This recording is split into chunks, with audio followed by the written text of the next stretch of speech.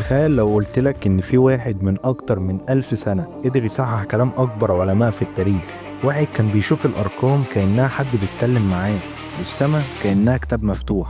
بس الأهم إن نوره القوي ده جاب له أعداء، ناس حاولت تطفيه وتحاربه وتنسى اسمه. يا ترى مين هو ده؟ رحلتنا النهاردة هترجع بينا لزمان بعيد، لمدينة حران، ومن هناك هنكتشف سر ثابت ابن قرة الحراني اللي فهم سر الهندسة وصلح أخطاء العمالقة وحارب عشان نور علمه يفضل منور.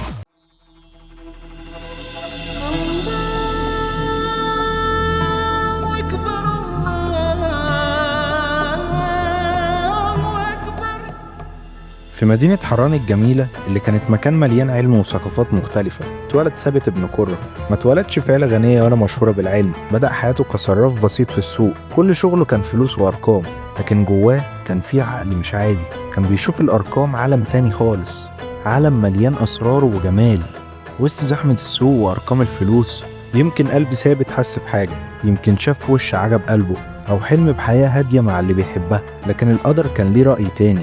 ذكاؤه في الرياضيات لفت انتباه عالم كبير اسمه محمد بن موسى بن شاكر، واحد من أهم علماء بيت الحكمة، وبيت الحكمة ده في بغداد. الراجل ده شاف في ثابت موهبة نادرة. محمد بن موسى قرر ياخد ثابت معاه لبغداد اللي كانت عاصمة العلم في العالم كله وقتها، وهناك في قلب بيت الحكمة أعظم مركز علمي في الدنيا. ثابت ساب كل حاجة وتفرغ للعلم. دي كانت نقطة تحول قوية في حياته، من صراف عادي بقى واحد من أهم علماء الرياضيات والفلك في بغداد. بس يا ترى هل كل الناس كانت فرحانة بيه؟ وهل النجاح ده جه من غير تمن؟ في بغداد اسم ثابت ابن قرة لمع وبقى نجم. ما كانش مجرد عالم بيتعلم من اللي فاته، ده كان بيصحح على عمالقة التاريخ. تخيل انك تتجرأ وتقول ان علماء زي إقليدس وأرشميدس اللي كلامهم كله زي القانون انهم ممكن يكونوا غلطوا في حاجة. ده اللي ثابت عمله. ثابت غاص في الهندسة واخترع أفكار رياضية جديدة تماما، لدرجة إن بعض المؤرخين بيقولوا إنه حط أسس لعلم التفاضل والتكامل قبل الأوروبيين بقرون طويلة، واكتشف كمان الأعداد المتحبة، ودي أرقام ليها علاقة ببعض كده بطريقة غريبة. كان بيشوف الكون كله بلغة الأرقام، حتى النجوم والسماء. قال إن حركة الأرض نفسها ممكن تكون السبب في إن أماكن النجوم اللي بنشوفها بتتغير كل شوية. فكرة كانت سابقة العصر بقرون. وسط العبقرية دي كلها كان ثابت بيواجه عيون بتراقبه بحقد، ناس كانت بتشوف في كل اكتشاف جديد ليه تهديد لعرشها العلمي، ألسنة كانت بتحاول تشكك فيه، وناس عايزاه يقع. لكن ثابت بدل ما الخوف يسيطر عليه، الخطر ده ولد جواه قوة أكبر، بقى بيبحث أعمق ويدقق أكتر، وكأنه كان بيرد على كل شك بنظرية جديدة، وعلى كل محاولة لإيقافه باكتشاف غير مسبوق. حياته ما كانتش مجرد أرقام. في زمان كله علماء عصره اتجوزوا وكونوا أسر.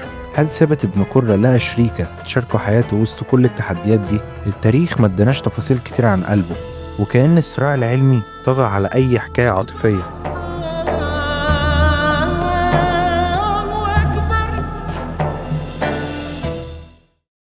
لكن للأسف جزء كبير من شغل ثابت ابن قرة اختفى مع الزمن. اسمه مش معروف زي علماء تانيين، مع انه كان جسر مهم جدا نقل العلم القديم وخلاه احسن. يمكن محاولات بعض الكارهين ليه نجحت انها تخفي اثره الكون. تأثيره وصل لعلماء اوروبا الكبار بعد سنين كتير، لكن اسمه فضل مخفي زي نجمة بعيدة نورها بيوصل بس محدش يعرف اسمها. ثابت ابن قرة مات وساب وراه كنوز علمية ضخمة. قصته، صراعاته وتحدياته، يمكن حتى حبه، كلها بتفكرنا ان التاريخ مش مجرد احداث، ده حكايات لناس زينا بالظبط. ناس حلمت، تعبت وواجهت عشان تنور طريق البشرية. يمكن اسمه ضاع من كتب كتير، لكن نوره علمه محدش يقدر يطفيه. قصتنا مع ثابت ابن قرة مش مجرد حكاية بنحكيها، دي دعوة لينا كلنا ندور على كنوز تاريخنا المنسية. لأن التاريخ لما بنفهمه صح مش بس بيحكي لنا اللي فات، ده بيورينا طريق المستقبل، واحنا اللي لازم نفتكر ونحكي قصص الأبطال دي عشان نورهم يفضل منور دايما.